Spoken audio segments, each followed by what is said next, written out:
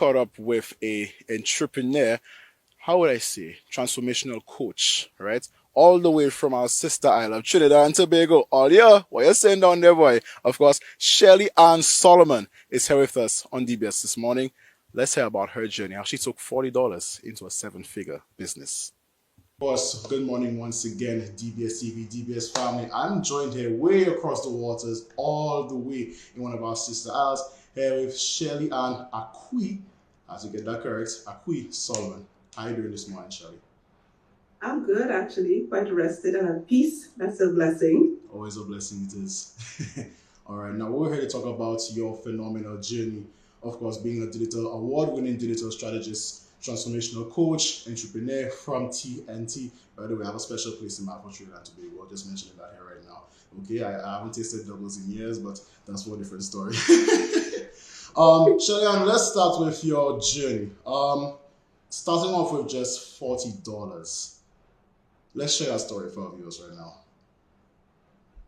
It was really from a place of need and desire, from a real place. I was a working mom and a young mom, and I realized that I was so busy with work. Work took up so much of my time. And then when I wasn't on work, I was at home, at church, and those responsibilities also took time from me. So while my daughter was around me, I realized that I wasn't spending time with her. I was with her, but not spending time with her. So I started to feel like I was visiting her life. I felt like I wasn't giving her what I got from my mom, which was a present mom. You know, I didn't want to have to ask permission to go check her at school or pick her up early at school. Or, you know, I didn't want to feel like rushed to do her homework or to spend time with her. So I started to feel a level of discomfort with that. Now, having been around female entrepreneurs growing up, I knew that entrepreneurship was an option. And also, I'm married to an entrepreneur. So that was not very far-fetched for me. You have no other choice. So I sat and I started thinking about, well, what can I offer? Or what can I bring to this earth that someone will pay me for? Right. Because I grew up in church, I sang a lot. So I started teaching singing. And then eventually I started learning how to sing properly and then learning how to teach people to sing. And that's how I took the $40, invested it into the business, started the business, and then I grew from there. But how did I flip that $40 into seven figures? Came from a very important place. My husband, he's funded my business for a while. And I started doing recitals, moving into award shows, and he would help me financially to fund those shows. And on the third year, going into the fourth award show, I started in 1999. In 2004, he told me this. He said, I am not giving you any more money to fund this award show. You have to fund it. And that simple no, it hurt me because I was like, that's my husband. Why wouldn't he want to help me? But that was necessary for me to change my mindset from dependence to becoming an entrepreneur. And I went to work.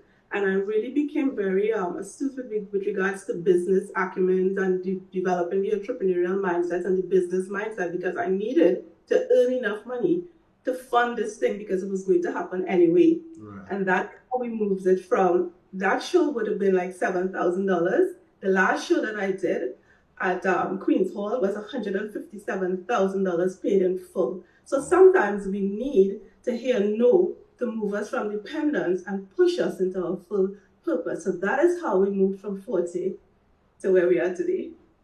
That is a phenomenal story to begin with right about now. It is very crucial that to have the emotional intelligence, firstly, to know that, somebody tells you no, the door is shut in front of you. It doesn't mean that there aren't hundreds of others open still for you to capitalize on. Let's go a bit deeper. Building brands with hearts. What does that mean in today's business landscape? Well, for me, it means leading from a place of authenticity, empathy, and excellence. We are in a world that is obsessed with visibility, but many of us are not being visible with intention or purpose. We are visible just to be visible.